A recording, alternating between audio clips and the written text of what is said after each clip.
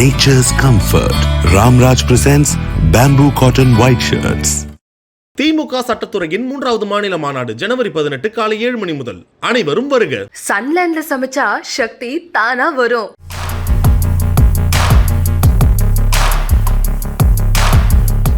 உனக்கு என்ன சேலரி வருது, உனக்கு என்ன இது வருது அப்படின்லாம் எங்கள் அப்பா அம்மா கேட்ட கேள்விக்கு எங்கிட்ட பதிலே இல்லை. காரங்கெல்லாம் வந்து பைத்தியக்காரனே தான் சொன்னாங்க. இந்த ஃபிட்னஸால தான் உங்கள் லவ் ஸ்டோரியே உண்டாச்சு அப்படின்ற ஒரு விஷயமும் கேள்விப்பட்டேன். என் கூட ஒர்க் பண்ணவங்க வந்து என் ஒய்ஃபோட ஃப்ரெண்டு. அவங்கள பிக்கப் பண்ண ட்ராப் பண்ண வந்து என் ஒய்ஃப் வந்துட்டு இருந்தாங்க. கடைசியில் நான் வாழ்க்கை ஃபுல்லாக அவங்கள பிக்கப் ட்ராப் பண்ணுற மாதிரி ஆகிடுச்சு. ஒரு மாதத்தில் வந்து ஒருத்தர் 6 பேக் கொண்டு வந்துட்டேன்னு போட்டிருப்பாங்க. ப்ராக்டிக்கலாக வந்து நீங்கள் ஒரு நல்ல ஃபிசிக் கொண்டு வரணும்னா 3 வருஷம்னாச்சு வந்து கான்ஸ்டண்ட்டாக உழைப்பு போட்டால் தான் பெற முடியும். உண்மையாகவே இந்த வே ப்ரோட்டீனு, கிரியேட்டினு இந்த மாதிரியான விஷயங்கள்லாம் உண்மையாகவே சேஃப் தான். கிரியேட்டின், வே ப்ரோட்டீன்னால எந்த சைட் எஃபெக்ட்ஸும் இல்லை. ஆனால் ஒரு மைனர் பாப்புலேஷனுக்கு சைட் எஃபெக்ட்ஸ் வரலாம். என்னோடய டயட்டில் வந்து நான் ப்ரோட்டீனை ஆட் பண்ணிக்கிறேன். இதை வச்சு எனக்கு வந்து ஒரு நல்ல ஃபிசிக்கு, நல்ல குட் லுக்கிங்கான ஒரு ஃபிசிக்கை எடுத்துகிட்டு வர முடியும். ஸோ ஸ்ட்ரைட்டாக 6 பேக் ஹெல்த்தியாக அன்ஹெல்த்தியாக நம்ம வந்து ஒரு வார்த்தையில் ஆன்சர் பண்ண முடியாது. அந்த 6 பேக் நீங்கள் எப்படி அப்ரோச் பண்ணுறீங்க அப்படிங்கிறத பொறுத்து அது அன்ஹெல்த்தியாகவும் ஹெல்த்தியாகவும் மாறும். ஜிம்முக்கு போனால் மாஸ்டர்பேட் பண்ணக்கூடாது. இப்போ மாஸ்டர்பேட் பண்ணிட்டு உடனே ஜிம்முக்கு வந்தால் அவன் கொஞ்சம் லெஸ் எனர்ஜெட்டிக்காக ஃபீல் பண்ணுவான். ஆனால் காலையில் மாஸ்டர்பேட் பண்ணிட்டு ஈவினிங் ஜிம்முக்கு வர்றான்னா அது அவன் ஒர்க் அவுட் பர்ஃபார்மன்ஸ் அஃபெக்ட் பண்ணாது. அவனுக்கு அவ்வளோ பெரிய உடம்பு இருக்குது, ஆனால் அவனோட பீனிஸ் ரொம்ப சின்னதாக இருக்கும். நான் செக்ஷுவலி ரொம்ப ஸ்ட்ராங்காக இருக்க மாட்டான்.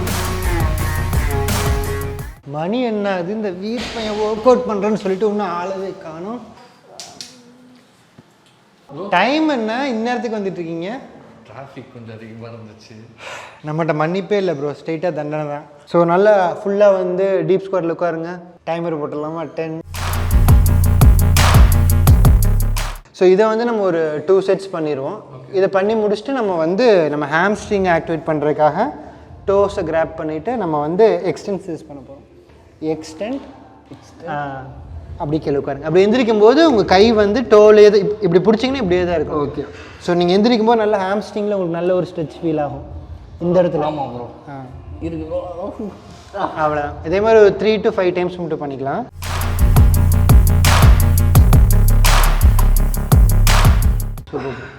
ஸ்ட்ரெச்சிங் கஷ்டமாக இருந்தாலும் ஒர்க் அவுட்டுக்கு வந்து இது உங்களுக்கு ஒர்க் அவுட் ஈஸியாக இருக்கும் இதுக்கப்புறம். ஸோ தட் உங்களுக்கு ரேஞ்ச் ஆஃப் மோஷன் பெட்டராக வரும், இன்ஜுரி வராது. இப்போ வந்து நம்ம தான் லெக் ஸ்விங் பண்ண போகிறோம் ப்ரோ. கை இப்படி வச்சுக்கோங்க. வச்சுட்டு காலை வந்து இங்கிட்டும் அங்கிட்டும் ஸ்விங், லெஃப்ட் டு ரைட். 3.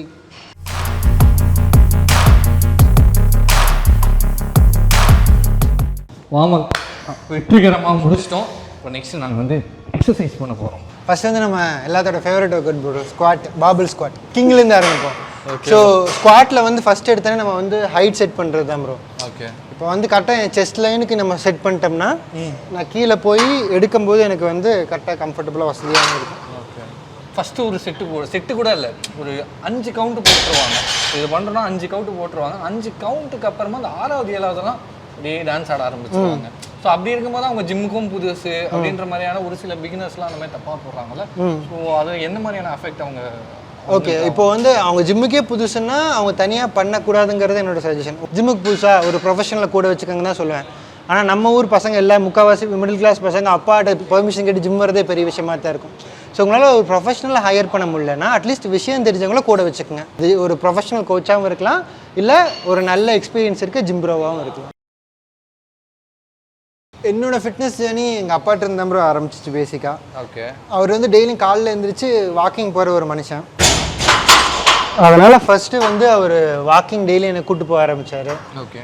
அப்புறம் வந்து படிக்கட்டு ஏறி இறங்கினா சாக்லேட்டு அது இதுன்னு கிஃப்ட்லாம் கொடுப்பாரு. அப்படி வந்து ஆரம்பித்தது தான் ஃபிட்னஸ் ஜேர்னி. அப்புறம் காலேஜில் வந்து போகும்போது என்சிசியில் போட்டு நல்லா உரிச்சு எடுத்துட்டாங்க. அதுக்கப்புறம் வந்து காலேஜ்லேயே வந்து ஒரு ஜிம் இருக்கும். அந்த ஜிம்மில் வந்து சீனியர்ஸ் மட்டும்தான் ஒர்க் அவுட் பண்ண முடியும். நம்மளும் சீனியர்னு வந்து ஒத்துக்கிட்டதுக்கப்புறம் நம்ம வந்து ஜிம்முக்குள்ளே போய் கொஞ்சம் ஒர்க் அவுட்லாம் பண்ணிச்சுப்போம். அது இல்லாமல் இப்போ இன்ஃப்ளூயன்சராகவும் பயங்கரமாக கலக்கிட்டு இருக்கீங்க. இன்ஃப்ளூயன்சர் ஜேர்னி எப்படி ஆரம்பிச்சிச்சு? அப்புறம் இன்ஃப்ளூயன்சர் ஜேர்னி எப்படி ஆரம்பிச்சுன்னா, காலேஜில் நம்ம ட்ராமா அந்த மாதிரிலாம் நிறையா பண்ணியிருக்கோம். ஸ்பீச்சு ட்ராமாலாம் நிறைய பண்ணியாச்சு. காலேஜ் விட்டு வெளியே வந்ததுக்கப்புறம் மேடை ஆப்பர்ச்சுனிட்டி அப்படிங்கிறது ரொம்ப ரொம்ப கம்மி தான். ஸோ நீங்கள் பெர்ஃபார்ம் பண்ணி கைதட்டெல்லாம் வாங்கி பழகிட்டிங்கன்னா அதுக்கான வாய்ப்பு வந்து அமைச்சு கொடுத்தது வந்து இந்த இன்ஸ்டாகிராம், அந்த சோஷியல் மீடியா. அங்கே மட்டும்தான் நீங்கள் ஒரு ஒர்க்கை பண்ணி போட்டிங்கன்னா நல்லா இருக்குன்னா பாராட்டு கிடைக்கும், நல்லா இல்லைன்னா கழுவி ஊற்றுவாங்க. ஸோ அந்த ஒரு ஸ்டேஜில் கைதட்டல் வாங்கின கலைஞன் இன்ஸ்டாகிராமில் எக்ஸ்ப்ளோர் பண்ணலான்னு சொல்லி ஃபஸ்ட்டு நான் ரேண்டமாக என் ட்ரான்ஸ்ஃபர்மேஷன் தான் கவிதை நான் நிறைய போட்டிருக்கேன். நான் அவங்க கடைசியாக பார்த்துக்கலாம் அதை. ஸோ அந்த மாதிரி நான் ஃபிட்னஸ் போடணும் அப்படிங்கிறதுலாம் இல்லை. ஜென்ரலாக வந்து கவிதை சொல்லி போடுறது, சும்மா ரேண்டமாக ஏதாச்சும் ஒரு நிமிஷம் நல்லா மோட்டிவேட்டிங்காக ஸ்கிரிப்ட்லாம் பண்ணி பேசி போடுறது, அந்த மாதிரிலாம் பண்ணிட்டு தான் இருந்தேன். அப்போ அது எதுவுமே ஓடலை. அதுக்கப்புறம் வந்து நான் நேச்சுரலாக டிஃபால்ட்டாக ட்ரான்ஸ்ஃபார்ம் ஆனேன். அந்த ட்ரான்ஸ்ஃபர்மேஷனை வந்து வீடியோவை போடும்போது அது பயங்கரமாக வைரல் ஆயிடுச்சு. இந்த ஃபிட்னஸால் தான் உங்கள் லவ் ஸ்டோரியே உண்டாச்சு அப்படின்ற ஒரு விஷயமும் கேள்விப்பட்டேன். ஆமாம் ப்ரோ, ஆமாம், கரெக்டாக. என் கம்பெனியோட ஓனர் தான் என் ஒய்ஃபோட கம்பெனியோட ஓனர் தான். ஸோ 2 சிஸ்டர் கன்சர்ன் மாதிரி. ஸோ என் ஒய்ஃபோட கம்பெனியில் எனக்கு ஒரு கேபின் கொடுத்துருந்தாங்க. என் கூட ஒர்க் பண்ணவங்க வந்து என் ஒய்ஃபோட ஃப்ரெண்டு. அவங்கள பிக்கப் பண்ண ட்ராப் பண்ண வந்து என் ஒய்ஃப் வந்துட்டு இருந்தாங்க. அப்படி தான் முதல்ல பழக்கம் ஆச்சு. கடைசியில் நான் வாழ்க்கை ஃபுல்லாக அவங்கள பிக்கப் ட்ராப் பண்ணுற மாதிரி ஆகிப்போச்சு. அவங்களும் ஒரு ஸ்போர்ட்ஸ் பர்சன், ஸ்டேட்லாம் ஆடி இருக்காங்க, அச்சீவ்மெண்ட்ஸ்லாம் பண்ணியிருக்காங்கனால அந்த மியூச்சுவல் ரெஸ்பெக்ட் இருந்துச்சு. அந்த ரெஸ்பெக்ட் கன்சர்னாக மாறிச்சு, கன்சர்ன் அப்புறம் காதலாக மாறிச்சு. அப்படி உருவானது தான் வந்து எங்களோட காதல் கதை. இப்போ நான் வந்து ஒரு நல்ல நிலைமையில தான் இருக்கேன். இருந்தாலுமே நான் திரும்பி பார்க்கும்போது இந்த ஒரு விஷயத்தை என்னால் மறக்க முடியல, அவங்க கஷ்டப்பட்டேன் அந்த ஒரு தருணத்தில் அப்படின்னு சொன்னால் எதை சொல்லுவீங்க? நான் வந்தப்போ நிறையா வந்து கஷ்டப்பட்டேன். நான் வந்து ஒரு ஜிம்மில் ஜாயின் பண்ணிகிட்டு இருக்கும்போது அந்த ட்ரெயினராக ஜாயின் பண்ணேன். ஸோ ட்ரெயினராக ஜாயின் பண்ணும்போது எனக்கு என்னாச்சுன்னா வந்து நான் வந்து அதுக்கு முன்னாடி ஒரு கார்ப்பரேட்டில் ஒர்க் பண்ணிட்டு தான் இருந்தேன். ஸோ நல்ல ஜாபு, கார்ப்பரேட் ஜாப்னால் நல்ல சேலரியும் கிடைக்கும், எந்த பிரச்சனையும் இல்லை, நல்ல ரெஸ்பெக்ட்டு, சார்னு கூப்பிடுவாங்க. ஆனால் ஜிம்முக்கு வந்து அப்படியே டோட்டலாக ஆப்போசிட். இங்கே மாஸ்டர்னு கூப்பிடுவாங்கல்ல, அது கிளைண்ட் மாஸ்டர்னு கூப்பிடுவாங்க. நீங்கள் அப்படி வரீங்களா? சரி சொல்லுங்க. இப்போ எங்கள் அப்பாக்கிட்டே போய் எனக்கு ரெஸ்பெக்ட் இல்லை. ஏன்னா வந்து யார் வேணால் ட்ரெயினர் ஆகலாம். இப்போ நீ வந்து ஒரு இன்ஜினியர் ஆகணும்னா உனக்கு குவாலிஃபிகேஷன் வேணும். நீ வந்து பிஇ சிவில் படிச்சிருக்கணும். இப்போ ட்ரெயினர் வந்து நல்ல சர்டிஃபிகேஷன் முடித்தவங்களும் ட்ரெயினர் தான். சர்டிஃபிகேஷன் இல்லாமல் வந்து ரேண்டமாக வந்து ஜிம்மில் இருக்கவங்களும் ட்ரெயினர் தான். உனக்கு என்ன சேலரி வருது, உனக்கு என்ன இது வருது அப்படின்லாம் எங்கள் அப்பா அம்மா கேட்ட கேள்விக்கு எங்கிட்ட பதிலே இல்லை. நான் வந்து லக்கியாக அப்போது சிங்கிள் மொட்டை பையங்கிறனால கிளம்பி வந்துட்டேன். ஆனால் அப்பா வந்து சோகமாக இருந்தாங்க, அம்மா சோகமாக இருந்தாங்க, சொந்தக்காரங்களாம் வந்து பைத்தியக்காரனே தான் சொன்னாங்க. அது பரவாயில்லன்னு சொல்லி ஜிம்மில் வேலை செஞ்சால் ஜிம் ஓனர் வந்து நான் ரொம்ப அசிங்கமாக இந்த வீட்டு வேலைக்கார மாதிரி போய் அந்த கிளைண்ட்டோட பேக் எடுத்துகிட்டு வா, அது எடுத்து ஜிம்மில் மாஸ்டர்னால் ட்ரெயின் பண்ணுவோம். அங்கே வந்து அந்த மாதிரி ஃபுல்லாக உருட்டி வேலையெல்லாம் வாங்கினாங்க. எங்கள் அம்மா காலைல ஏர்லி மார்னிங் ஷிஃப்ட் இருக்கும்போது வந்து எங்கள் அம்மா லைனில் இருக்கும்போதே பிடிச்சி அந்த திட்டு.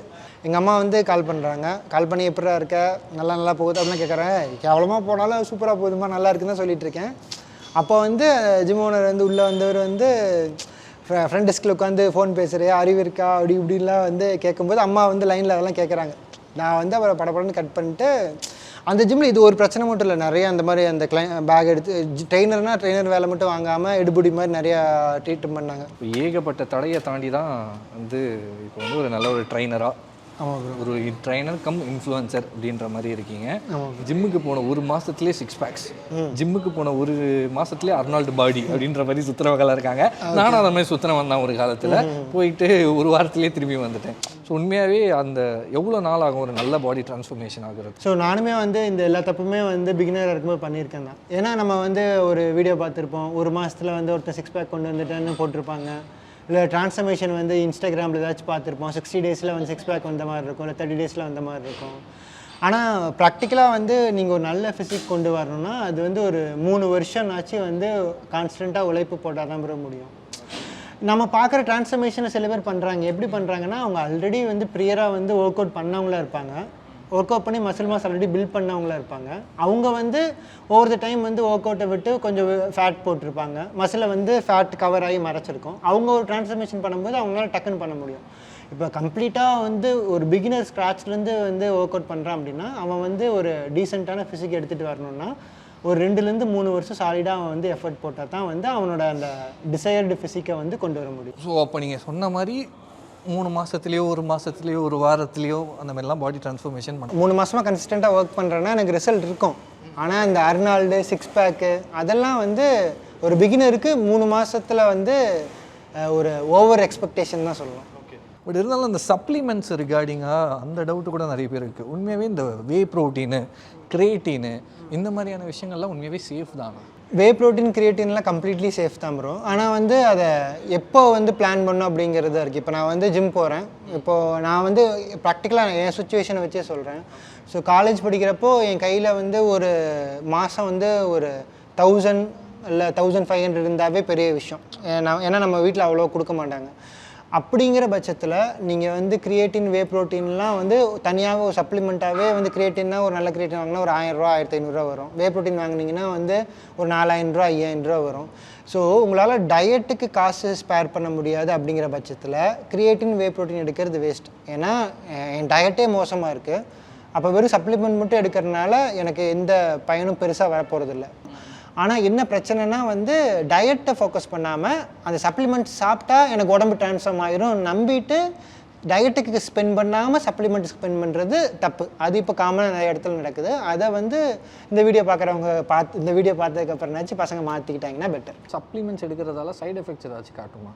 ஜென்ரலாக வந்து இந்த கிரியேட்டின் வே ப்ரோட்டீன்னால எந்த சைடு எஃபெக்ட்ஸும் இல்லை. ஆனால் ஒரு மைனர் பாப்புலேஷனுக்கு சைடு எஃபெக்ட்ஸ் வரலாம். உதாரணத்துக்கு வே ப்ரோட்டீன் எடுத்துப்போம். இப்போ எனக்கு வந்து லாக்டோஸ் இன்டாலரன்ஸ் இருக்குது அப்படின்னா, அதாவது பாலை செரிமானம் பண்ணுறதுல எனக்கு நேச்சுரலாகவே பிரச்சனை இருக்குது அப்படின்னா, இப்போ வே ப்ரோட்டீன் வந்து மெயினாக பால்லேருந்து பண்ணக்கூடிய ஒரு பை ப்ராடக்ட் தான். ஸோ எனக்கு பாலில் செரிமானம் பண்ணுறது பிரச்சனை இருக்குன்னா அதுலேருந்து ப்ரொடியூஸ் ஆகிற வே ப்ரோட்டீனை செரிமானம் பண்ணுறதுலேயும் எனக்கு பிரச்சனை இருக்கும்.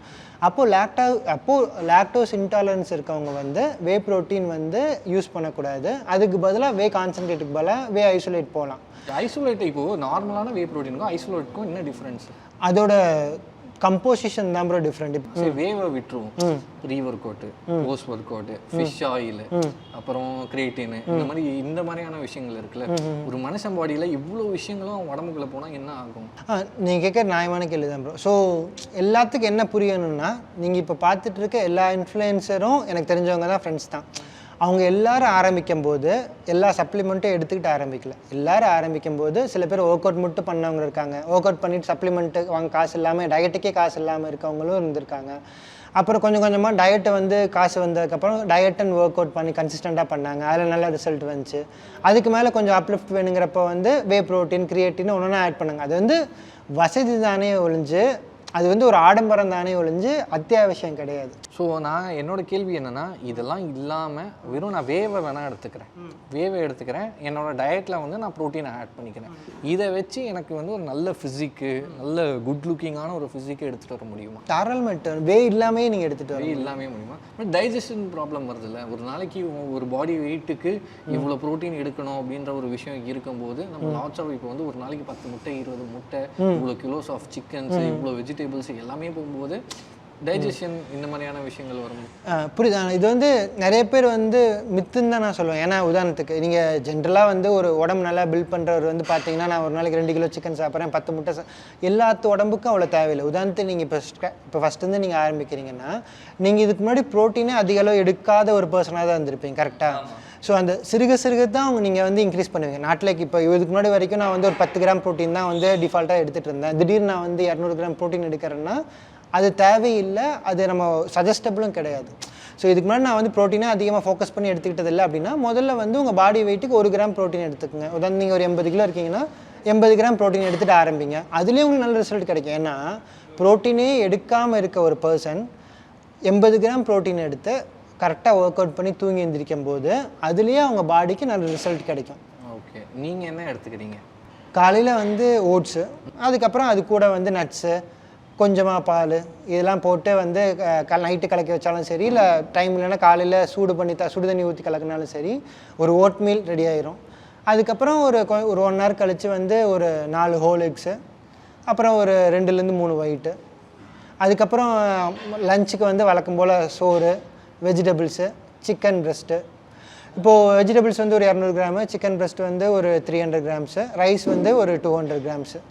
இதே டெம்ப்ளேட்டை தூக்கி நீங்கள் நைட்டுக்கு வச்சுக்கலாம். இல்லை நைட்டுக்கு சாப்பாடு சாப்பிட ஒரு மாதிரி இருந்துச்சுன்னா நான் வந்து சம்டைம்ஸ் சப்பாத்தி சாப்பிடுவேன். இல்லை பெரும்பாலும் ரைஸ் தான். ஒரு 500 கிராம்ஸ் ரைஸ் வைக்கிறேன்னா மத்தியானம் 250, நைட் 250ன்னு பிரிச்சுக்க வேண்டியதான். ஏன்னா கொஞ்சம் சமைக்க சோம்பேறி அப்படிங்கிறனால. சப்ளிமெண்ட்டுன்னு பார்த்துக்கிட்டா நான் வந்து வே ப்ரோட்டீன் எடுத்துக்கிறேன், கிரியேட்டின் எடுத்துக்கிறேன், அண்டு ஃபிஷ் ஆயிலும் எடுத்துக்கிறேன். உதாரணத்துக்கு நான் ரொம்ப லேசியாக இருக்க டைம் வந்து, இப்போ உதாரணத்துக்கு நான் காலையில் எழுந்திரிக்கிறேன், எனக்கு ஒர்க் அவுட் பண்ணுற மூடே இல்லை, அப்போ வந்து ப்ரீ ஒர்க் அவுட் எடுத்துக்கலாம். ஆனால் அது அடிக்ஷனாக மாறிடக்கூடாது. இப்போ கெஃபைன் மாதிரி தான், காஃபி நல்லது தான், அளவாக சாப்பிட்டா நல்லது. அதே ஓவராக சாப்பிட்டோம்னா அதனால் வர விளைவுகளை நம்ம ஃபேஸ் பண்ணி தான் ஆகணும். அதே மாதிரி தான் ப்ரீ ஒர்க் அவுட்டும். உங்களுக்கு டயர்டான டேஸில் இல்லை ஹெவியான ஒர்க் அவுட் பண்ணுற டேஸில் எடுத்துக்கலாம். ஆனால் அதுவே டெய்லி எடுத்துக்கிட்டிங்கன்னா அந்த டோசேஜ் உங்களுக்கு பத்தாது. நீங்கள் டோசேஜ் இன்க்ரீஸ் பண்ண அது உங்கள் உடம்புக்கு வந்து உங்கள் பாடியை வந்து அஃபெக்ட் பண்ண ஆரம்பிச்சிடும். 6 பேக்ஸ் ஹெல்த்தியாக ஃபஸ்ட்டு? ஏன்னா ஒரு சில பேர் அது அன்ஹெல்த்தின்றாங்க. 6 பேக் ஹெல்த்தியாக இல்லையா அப்படிங்கிற ஒரு டிபேட் வந்து எப்போ வரும்னா உங்கள் பாடி ஃபேட் பர்சன்டேஜ் எவ்வளோ இருக்குது அப்படிங்கிறத பொறுத்து தான். இப்போ நம்ம வந்து ஒரு 12 to 15% பாடி ஃபேட் பர்சன்டேஜ்லேயே எனக்கு 6 பேக் வந்துருச்சு அப்படின்னா எனக்கு பிரச்சனையே இல்லை. ஏன்னா 15%ங்கிறது ஒரு மேலுக்கு வந்து ஒரு ஹெல்த்தியான பாடி ஃபேட் பர்சன்டேஜ் தான். ஆனால் சப்போஸ் நீங்கள் 6 பேக் ட்ரை பண்ணுறீங்க, உங்களுக்கு வந்து அந்த 14%, 15% வரல, ஒரு 10% கீழே எடுத்துகிட்டு போகணுங்கிறப்போ உங்கள் பாடி ஃபேட் பர்சன்டேஜ் வந்து உடம்புல கொழுப்பு வந்து நல்லது தான், அது அளவுக்கு அதிகமாக போகும்போது கெட்டது. உதாரணத்துக்கு வந்து உங்கள் பாடியில் வந்து ஃபேட் ரொம்ப அதிகமாக இருக்குன்னா 30%, 40%னா பசங்களுக்கு ரொம்ப ஃபேட் அதிகமாக இருக்குது. ஸோ பசங்களுக்கு ஒரு ஐடியல் பாடி ஃபேட் பர்சன்டேஜ்னு பார்த்தோன்னா ஒரு 15%ன்னு சொல்லலாம். அட்லீஸ்ட் ஒரு 20 கீழாச்சும் இருக்கணும் அப்படிங்கிறத வந்து பேசிக்காக வச்சுக்கலாம். இப்போது வந்து நான் 6 பேக் எடுத்துகிட்டு வர்றேன்னு சொல்லிவிட்டு நான் 10% கீழே கொண்டு போகிறேன் அப்படின்னா என் பாடியை ரொம்ப கம்மியான ஃபேட் பர்சன்டேஜ் கீழே நான் எடுத்துகிட்டு போகிறேன். கிட்டத்தட்ட என் பாடியில் பேசிக்கான ஃபங்க்ஷன்லாம் நல்லா நடக்கணும், ஹார்மோன் லெவல்ஸ்லாம் நல்லா இருக்கணும், செக்ஸ் ட்ரைவ் பெட்டராக இருக்கணும், எனக்கு ஓரளவுக்குனாச்சும் பாடி ஃபேட் பர்சன்டேஜ் வேணும். அதுக்கும் கீழே கொண்டு போகும்போது அது அன்ஹெல்த்தியாக மாறுது. ஸோ 6 பேக் ஹெல்த்தியாக இல்லையா அப்படிங்கிறது வந்து நீங்கள் அதை எவ்வளோ பாடி ஃபேட் பர்சன்டேஜ் கீழே கொண்டு போகிறீங்க அப்படிங்கிறத பொறுத்து தான் இருக்குது. ஃபேட் ஒழுங்கா இல்லைனா செக்ஸ் ட்ரைவ் இருக்காது, லிப்பிடோ இருக்காது. லிப்பிடோங்கிறது வந்து அந்த செக்ஸ் ட்ரைவுக்கான தூண்டுதல். அந்த லிப்பிடோ இருந்தால் தான் உங்களுக்கு வந்து அந்த செக்ஸ் பண்ணணும் அப்படிங்கிற ஒரு எண்ணமே வரும். அதெல்லாமே லோவர் ஃபேட் பர்சன்டேஜில் வந்து ஒரு ஆண் மகனுக்கு கம்மியாயிரும். ஸோ நீங்கள் வந்து யாருமே 10% கீழே போக போகிறதில்ல. ஸோ நீங்கள் 10% கீழே பார்க்குறவங்களாம் அந்த பாடி பில்டர் ஸ்டேஜ் ரெடியாக இருக்கும்போது தான் அவங்களே 10%-ஆக இருப்பாங்க. ஸோ ஸ்ட்ரைட்டாக 6 பேக் ஹெல்த்தியாக அன்ஹெல்த்தியாக நம்ம வந்து ஒரு வார்த்தையில் ஆன்சர் பண்ண முடியாது. அந்த 6 பேக்கை நீங்கள் எப்படி அப்ரோச் பண்ணுறீங்க அப்படிங்கிறத பொறுத்து அது அன்ஹெல்த்தியாகவும் ஹெல்த்தியாகவும் மாறும். ஜிம்முக்கு போனால் மாஸ்டர்பேட் பண்ணக்கூடாது, ஜிம்முக்கு போனால் செக்ஸ் பண்ணக்கூடாது, ஆக்சுவலி செக்ஸ் ஹெல்த்தின்றாங்க, பட் மாஸ்டர்பேட் பண்ணக்கூடாது. ஏன்னா யங்ஸ்டர்ஸ் தானே நிறைய பேர் மாஸ்டர்பேட் பண்ணக்கூடாது. ஸோ அதை நான் 2 விதமாக பார்க்குறேன். ஒன்று வந்து கம்ப்ளீட்டாக வந்து இதை பற்றி தெரியாமல் பரப்புறது, இன்னொன்று வந்து பசங்களில் வந்து கொஞ்சம் பயமுறுத்தி மாஸ்டர்பேஷனுக்கு அடிக்ட் ஆகாமல் பார்த்துக்கிறதுக்காகவும் சொல்லலாம்னு நினைக்கிறேன். உதாரணத்துக்கு ஒரு சின்ன பையன்ட்ட வந்து நீங்கள் போய் ஒரு டீனேஜ் பையன்ட்ட போய் மாஸ்டர்பேட் பண்ணுறது வந்து உன்னோட ஒர்க் அவுட்டுக்கு அஃபெக்ட் பண்ணாது, அதுக்கு இதுக்கு சம்மந்தமே இல்லைன்னு சொன்னால் அவன் என்ன பண்ணுவான்? ஒர்க்காக பண்ணுற பையன் ஒரு நாளைக்கு 5 டைம் 6 டைம்னு சொல்லி அதுக்கு அடிக்ட் ஆகக்கூடிய வாய்ப்பும் அதிகம். ஸோ ஜென்ரலாக மாஸ்டர்பேஷன் வந்து உங்கள் ஒர்க் அவுட் பர்ஃபார்மன்ஸ் அஃபெக்ட் பண்ணுமான்னா இப்போ உதாரணத்துக்கு இப்போ மாஸ்டர்பேட் பண்ணிட்டு உடனே ஜிம்முக்கு வந்தால் அவன் கொஞ்சம் லெஸ் எனர்ஜெட்டிக்காக ஃபீல் பண்ணுவான். ஆனால் காலையில் மாஸ்டர்பேட் பண்ணிட்டு ஈவினிங் ஜிம்முக்கு வர்றான்னா அது அவன் ஒர்க் அவுட் பர்ஃபார்மன்ஸ் அஃபெக்ட் பண்ணாது. பட் என்ன புரிஞ்சுக்கணுன்னா anything in extreme is a problem. So மாஸ்டர்பேஷனால் ஒர்க் அவுட் அஃபெக்ட் ஆகலைனாலும் அது மாஸ்டர்பேஷனுக்கு அடிக்ட் ஆன பையனோட மைண்டு வந்து ரொம்ப வந்து பாதிக்கப்படும். ஒன்ஸ் வந்து உங்களுக்கு வந்து மென்டலாக வந்து இஷ்யூஸ் வரும்போது லெஸ் கான்ஃபிடென்ட்டாக இருப்பான், ரொம்ப அதுக்கு அடிக்ட் ஆகும்போது வந்து அதர் டிஸார்டர்ஸ் நிறையா வரும். அதனால் வந்து மாஸ்டர்பேஷன் நல்லதா கெட்டதா? அது கெட்டதெல்லாம் கிடையாது, ஆனால் அதுக்கு அடிக்ட் ஆகிறது கெட்டது. இருக்க மாட்டான், எல்லாத்திட்டையும் போய் பேச மாட்டான், அவனால் மாஸ்டர்பேஷன் எதனால் அடிக்டிவாக இருக்குது? அது வந்து உங்களுக்கு ஒரு ஹை கொடுக்குது, அதனால் வந்து உங்களுக்கு வந்து ஒரு சாதித்த ஒரு ஃபீல் கிடைக்கிது. இப்போ நான் கஷ்டப்பட்டு ஜிம்முக்கு வந்து 2 மணி நேரம் ஹெவியாக லெக் ட்ரெயின் பண்ணதுக்கப்புறம் அப்பா செம்மையாக இருக்குதுன்னு சொல்லி எனக்கு ஹாப்பி ஹார்மோன் செக்ரீட் ஆகுது அப்படின்னா அது மாஸ்டர்பேஷனில் உங்களுக்கு ஒரு 10 நிமிஷத்துலேயே கிடச்சிருது. அப்போது உங்களுக்கு 10 நிமிஷத்துலேயே அந்த ஹாப்பி ஹார்மோன் செக்ரீட் ஆகிருதுன்னா நீங்கள் ஜிம்முக்கு வர்றதுக்கு மோட்டிவேட்டடாகவே இருக்க மாட்டீங்க. நீங்கள் வந்து ஒரு ஜாபுக்கு வந்து ப்ரிப்பேர் பண்ணி என்ட்ரன்ஸ் எக்ஸாம் எழுதி கிளியர் பண்ணி ஒரு வருஷம் ஹார்ட் ஒர்க் பண்ணுறதுக்கு இன்ட்ரெஸ்டடாக இருக்க மாட்டீங்க. ஏன்னா அது உங்களுக்கு ஒரு 15 நிமிஷம் பான் பார்த்தா வந்துடுது. ஸோ இதெல்லாம் தான் வந்து மாஸ்டர்பேஷனோட பிரச்சனையை தவிர அது ஒர்க் அவுட் அஃபெக்ட் பண்ணாது. மசில்டாக இருக்கிறவங்களுக்கு வந்து பீனிஸ் சின்னதாக இருக்கும் சொல்லுவாங்க. இதுவுமே சின்ன வயசுலேருந்து கேட்டிருக்கேன், அவனுக்கு அவ்வளோ பெரிய உடம்பு இருக்குது ஆனால் அவனோட பீனிஸ் ரொம்ப சின்னதாக இருக்கும், நான் செக்ஷுவலி ரொம்ப ஸ்ட்ராங்காக இருக்க மாட்டான் அப்படின்ற மாதிரியே சொல்கிறாங்க. அது பற்றி சொல்லுங்கள். ஜென்ரலாக வந்து நான் ஜிம்முக்கு போகிறேன், ஒர்க் அவுட் பண்ணுறேன், நல்லா சாப்பிட்றேன், மசில் போடுறேன் அப்படின்னா எனக்கு வந்து செக்ஸ் ரிலேட்டடாக ஏதாச்சும் ப்ராப்ளம் வருமானா வராது. இன்ஃபேக்ட் உங்கள் செக்ஸ் வந்து அதர் காமன் பாப்புலேஷனோட பெட்டராகவே தான் இருக்கும். ஆனால் நான் வந்து ஸ்டீராய்ட்ஸ் எடுக்கிறேன், உடம்பு அப்யூஸ் பண்ணுறேன்னா அப்போ வந்து நீங்கள் சொல்கிற ப்ராப்ளம்ஸ்லாம் எனக்கு வர வாய்ப்பு இருக்குது. Nature's Comfort. Ramraj presents Bamboo Cotton White Shirts. திமுக சட்டத்துறையின் 3வது மாநில மாநாடு ஜனவரி 18 காலை 7 மணி முதல். அனைவரும் வருக. சன்லேண்ட்ல சமைச்சா சக்தி தானா வரும்.